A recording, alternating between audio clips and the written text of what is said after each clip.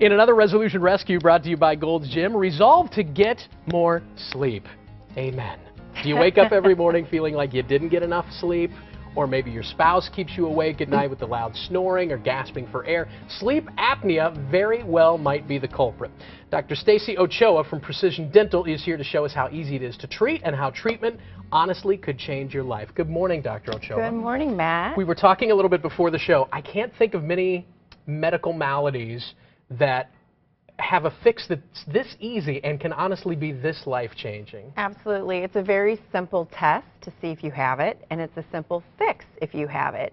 And it is life-changing. I mean, there are more car accidents due to lack of sleep than from drunk driving, actually. That's a jaw-dropper right there. Absolutely. Not to mention that sleep apnea is correlated with a lot of other medical conditions, might even be an underlying cause of some other medical conditions, right? Absolutely. So people with unresolved high blood pressure, they're on several medications and they can't get the blood pressure down.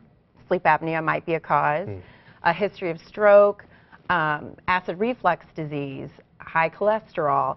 The thing we see in children is ADHD. Oh gosh, and really? bedwetting, and then really awkward positions in bed. You'll walk in on them while they're sleeping and their head is tilted funny. You move them and they keep moving in funny positions to breathe. So at the root of a lot of this is what you call airway obstruction. Something's obstructing the normal flow of air in and out. And you mentioned specifically with kids, but what is snoring, is waking up coughing, are those sorts of things related to this too? Yes. You know, snoring is what most people relate to sleep apnea. Almost all sleep apneics snore, but not all snorers are sleep apneics. So you have to have a test and figure out what you fall under. But choking, gasping, waking up to go to the bathroom frequently in the night, thrashing in the bed, headaches in the morning, there's many signs of that. I'm sure you're touching a nerve with a lot of people watching right now because they're either dealing with it or they sleep next to somebody that's dealing with it. Yes, which is secondhand snoring. And I've never even heard of that. It's bad. I mean, they can even suffer from illnesses because they're not sleeping. If it's disrupting your sleep cycle too, that would make sense. So there's a lot of people suspicious, maybe somebody in my house is dealing with this. What do? What's the next step? What's the test? The first step is to have a sleep study. You can talk to your physician or a dentist that's familiar with treating sleep apnea and have a sleep study done. You can have it done in a laboratory setting, and they're very nice rooms, very comfortable, or you can do them at home now. A lot of people are doing them in their comfort of their own room.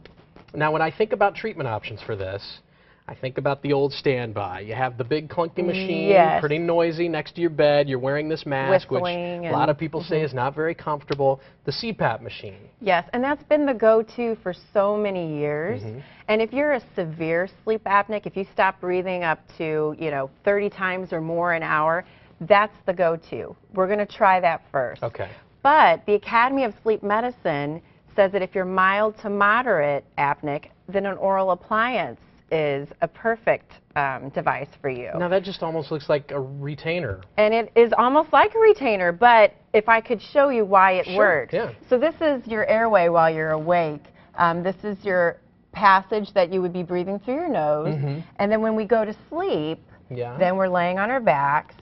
And then what we find is that people's jaws tend to fall back. And then this is snoring. A partial obstruction is snoring. This is apnea, where no air is passing through. Yikes.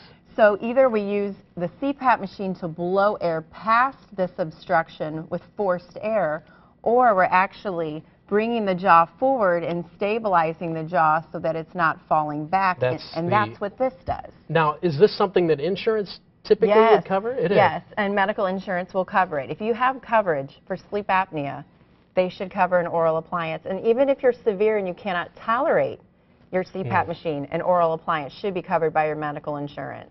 Wow, this helped a lot, actually. It's just the hairline is way too far forward for me. I'm right back about there. Dr. Ochoa, thank you. Thank you really very much. Interesting stuff. To make your appointment or for more information, you can visit a website, myprecisiondental.com, or call the Dr. Ritter office, 636-461-2255.